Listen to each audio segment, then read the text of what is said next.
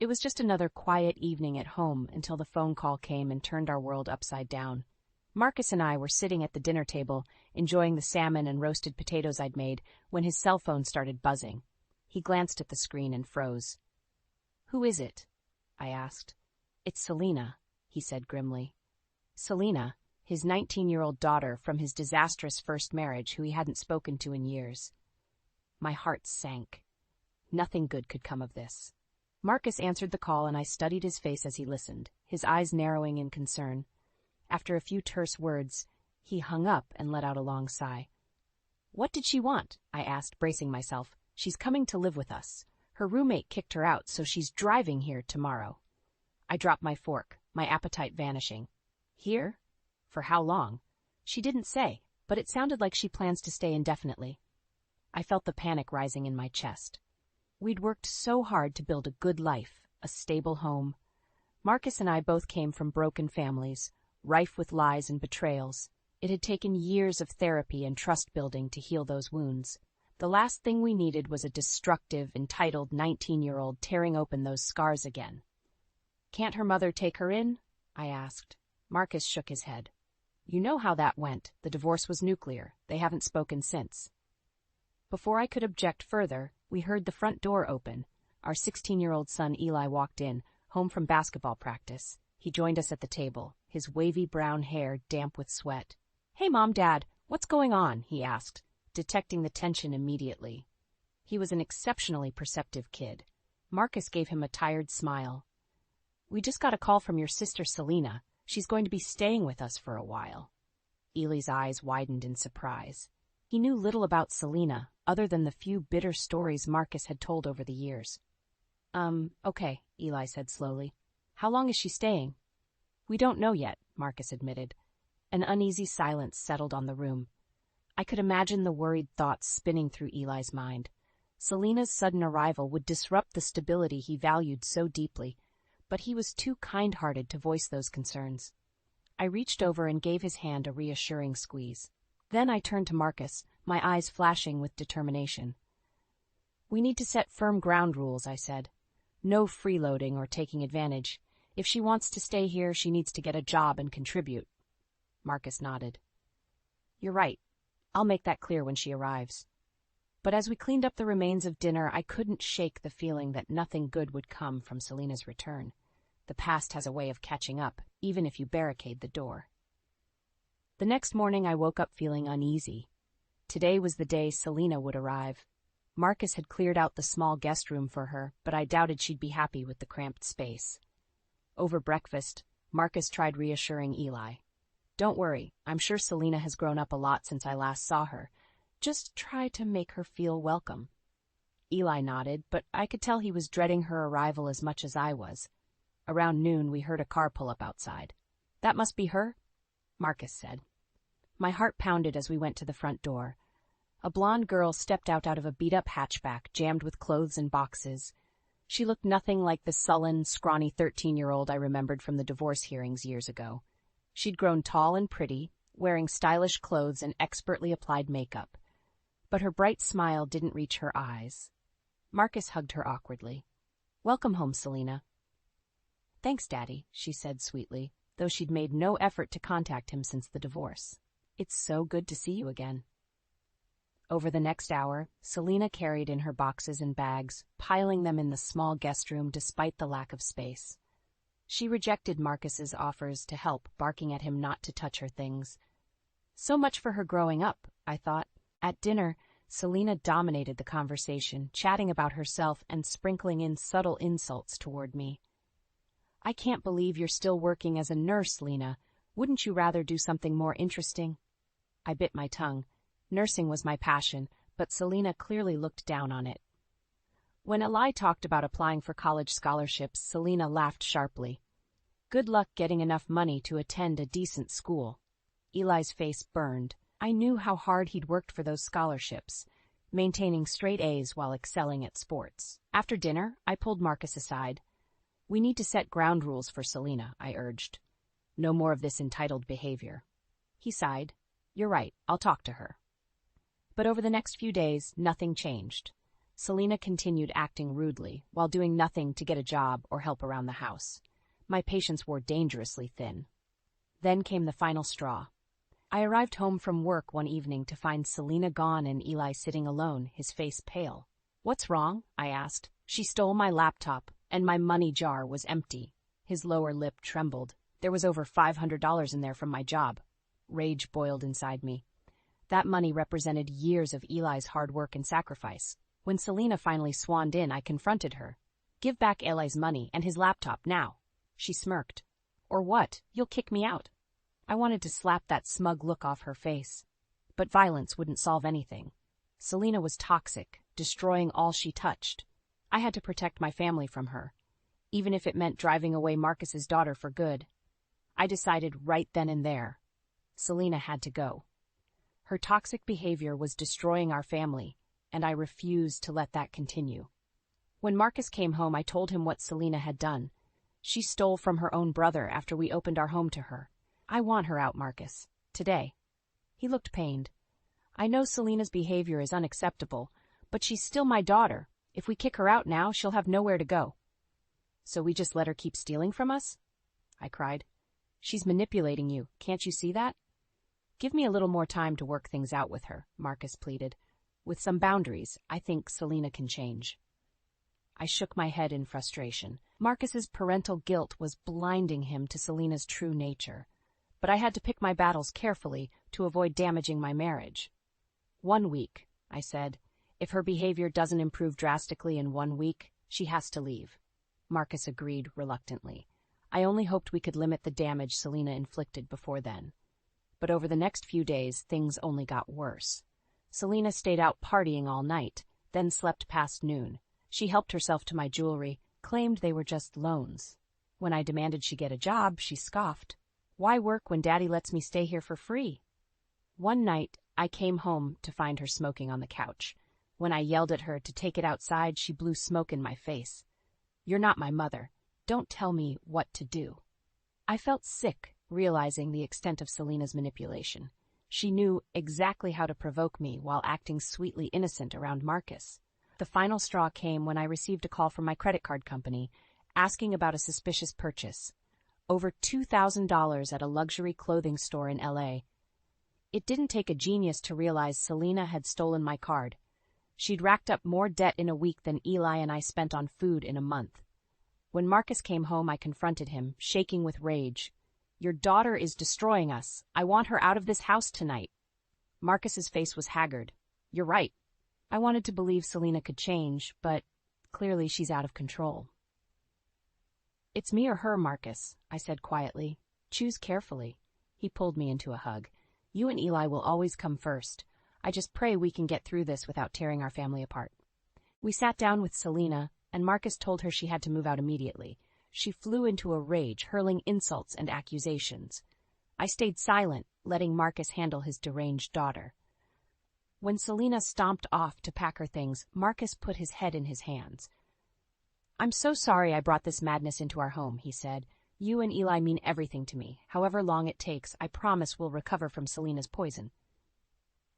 I squeezed his hand, drawing strength from his words. With unity, we would survive this trial. Selena's twisted schemes could not break our family. The weeks after kicking out Selena were tense. Marcus tried calling her several times, but she refused to speak with him. I knew he was torn up with guilt, blaming himself for how she'd turned out. I tried reassuring him we'd done the right thing. Selena was like a tornado, destroying all in her path. We changed the locks and canceled my stolen credit card. The bank's fraud department was understanding, agreeing to waive the bogus charges. Slowly, our lives regained a sense of normalcy. Then the letter came, shattering that fragile peace all over again. It was from a bank I'd never heard of, thanking me for opening a new credit account. My breath caught in my throat as I read the attached paperwork. Someone had applied for a personal loan in my name, forging my signature on the forms. $15,000 already deposited into an unknown account. My hands shook with anger and panic.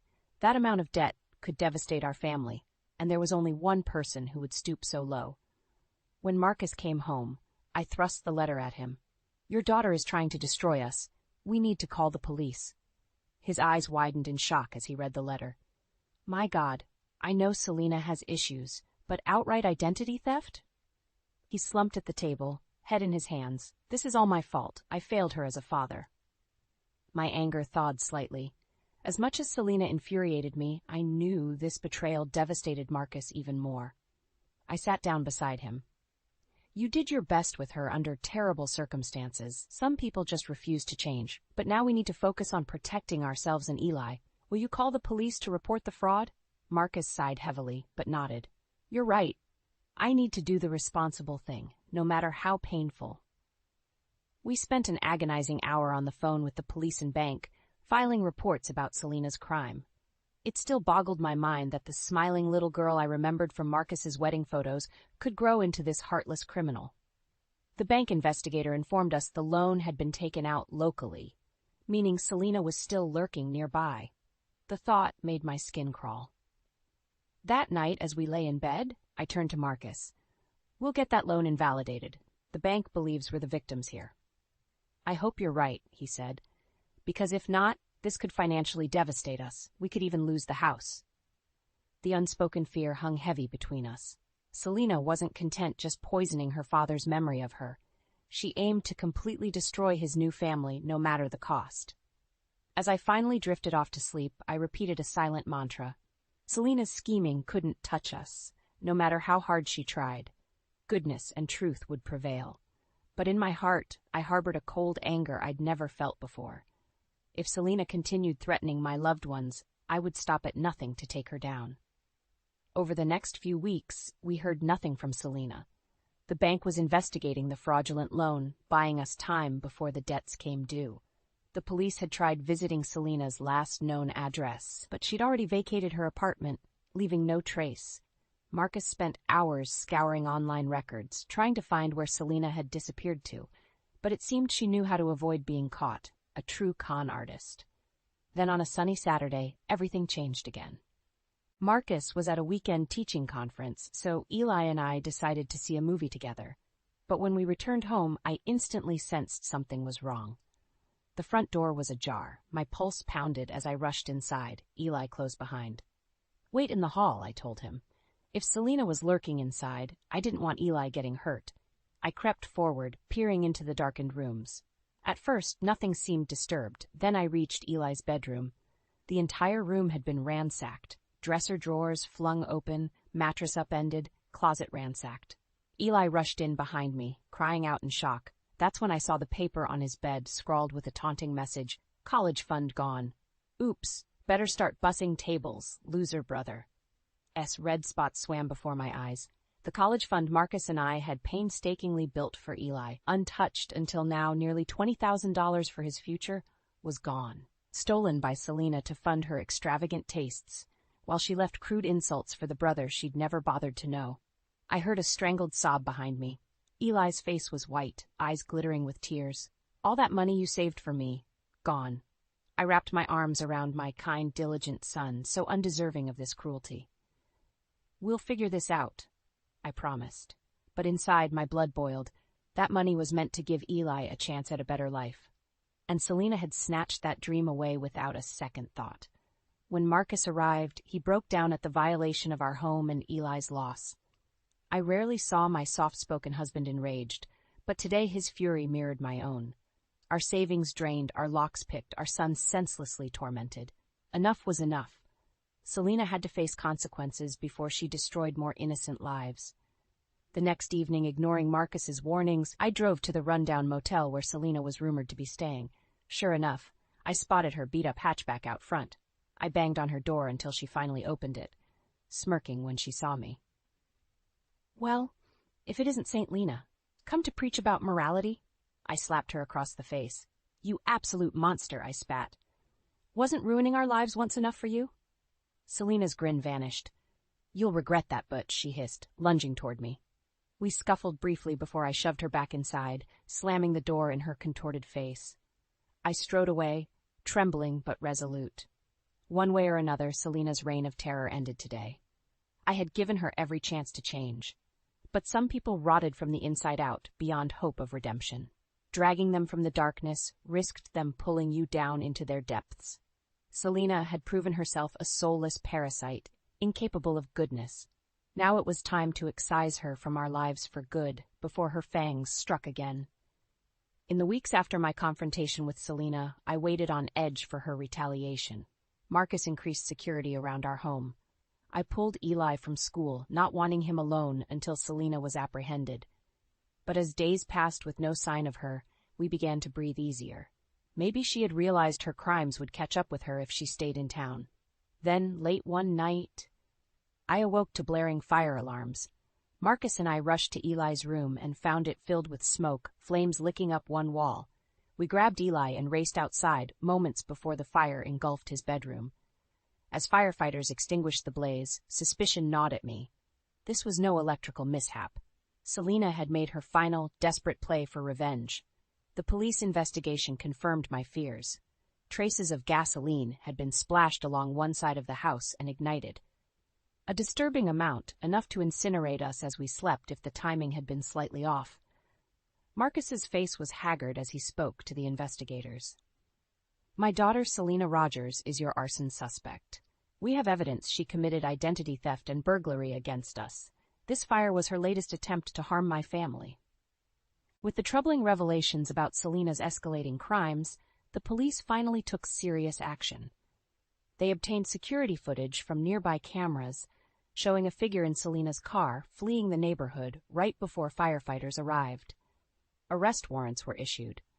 Selena's name and photo were distributed to local media, labeling her an armed and dangerous fugitive. Marcus even made a direct plea for Selena to turn herself in, promising she'd still receive due process. But Selena remained in hiding, our lives frozen in limbo as we waited for the snake to strike again. I stayed locked indoors with Eli, rifles and fire extinguishers within reach. She'd taken so much from us already. I refused to let her steal our sanity, too. Then late one evening, I got an unexpected call from the lead detective on our case, his voice urgent. You need to check the news right away. Selena Rogers was just apprehended. I grabbed Marcus and Eli, and we turned on the TV with trembling hands. A breaking news report showed Selena in handcuffs outside a pawn shop, stolen jewelry and electronics scattered at her feet, the very items she'd looted from our home. She cursed and spat at reporters as police stuffed her in a squad car. Selena had grown so convinced of her own invincibility that she'd slipped up and gotten caught red-handed. As the reporters recounted Selena's shocking crimes against her own family, her reputation lay in tatters, the real monster exposed underneath the pretty surface. I almost pitied her. Almost. That night, with Selena in a cell and our home protected, we finally slept in peace. The next weeks would be difficult, untangling the wreckage Selena left behind. But the storm had passed. Her lies could haunt us no more. A new dawn had broken, full of promise and hope. In the weeks after Selena's arrest, we slowly regained a sense of normalcy. With Selena locked up on multiple felony charges, the dark cloud that had choked our home finally lifted. I took Eli out for belated birthday celebrations at his favorite restaurants. Marcus and I spent evenings reminiscing about happier times before Selena's arrival. We started making plans to repair the fire damage and replenish our drained finances. There were still court dates looming. Marcus agonized over having to testify against his eldest daughter, no matter how estranged they'd become. I tried to steel my heart, reminding myself of all the suffering Selena had inflicted. Then we received shocking news. While in jail awaiting her trial, Selena had gotten into a violent fight with another inmate. The details were murky, but the results were clear. Selena was dead. Marcus took the news hardest of all. He locked himself in our room for days, torn apart with guilt. I focused my energy on comforting Eli, who despite everything felt saddened at the loss of a sister he'd never known. In the weeks that followed, we learned more disturbing details about Selena's final days. The inmate she'd clashed with claimed Selena had bragged about the rush she got from deceiving people, saying she wished she'd stolen triple the amount from us. Hearing Selena's callous words helped harden my heart. She'd felt no remorse for destroying lives. In the end, her greed and aggression had collided with someone equally vicious. With Selena gone, the case against her unraveled quickly. The bank rescinded her bogus loan applications, removing that crushing debt burden. The police helped retrieve some of our stolen funds from her apartment and storage unit. At the same time, sympathies poured in from our community, people horrified at Selena's behavior once her crimes became public. Many had known Marcus and I as a loving couple and parents for over a decade. They rallied around us, raising money to help Eli pay his college tuition. Their generosity stunned me. After writhing in Selena's web of isolation and deceit, the support of true friends felt like waking up from a nightmare. I saw it dawn on Marcus, too. We were not alone. Good people could conquer evil together. On the anniversary of Selena's death, we visited her grave for the first and only time. Marcus knelt by the modest stone and whispered a prayer. I stood back with Eli, giving them space. She wasn't born bad, Eli said quietly. Do you think if she'd made different choices, she could have been happy? I hugged my wise son close. I think we all forge our own path. Selena chose destruction, but life marches on. Now we walk in the light again. Marcus joined us, finally looking at peace. He took my hand, a gentle smile on his face. Thank you for staying by my side, he said. Your love guided me out of the darkness. Together, we turned and walked into the sunset, leaving Selena's tempestuous ghost behind. The future awaited, bright and full of hope. In the months after Selena's death, our family slowly healed. The fire damage was repaired, stolen money recovered, debts settled. Bit by bit, we reclaimed what Selena had tried destroying. But some wounds aren't visible. I woke choking from nightmares of flames engulfing our home. Marcus withdrew into himself for days at a time, brooding with guilt, and Eli became quieter, jumping at small noises and keeping his bedroom door locked. So I suggested we start seeing a family counselor. At first, Marcus resisted, ashamed at needing help, but eventually he agreed it was necessary to fully mend our battered spirits. Our sessions proved intensely cathartic. We spoke of betrayal, violation, anger. The counselor taught us coping techniques for anxiety and PTSD. He urged us to vocalize our feelings rather than bottling them up, which had strained my relationship with the brooding Marcus. I discovered depths of pain in Marcus I'd never realized. He admitted part of his desperation to help Selena stemmed from regret over his failures with her as a child during his divorce. The counselor eased his shame, reframing his efforts as misguided rather than malicious. For Eli, the greatest solace came from restoring normal routines. He rejoined school sports teams, volunteered at a homeless shelter, and took a part-time job at an ice cream parlor. Focusing on productivity and community engagement helped alleviate his sense of helplessness. 6 months later, with our counselor's approval, we decided to close the book on our tribulations with Selena. We used the last of her recovered stolen money to take a family trip to Hawaii, visiting breathtaking beaches and eating decadent dinners.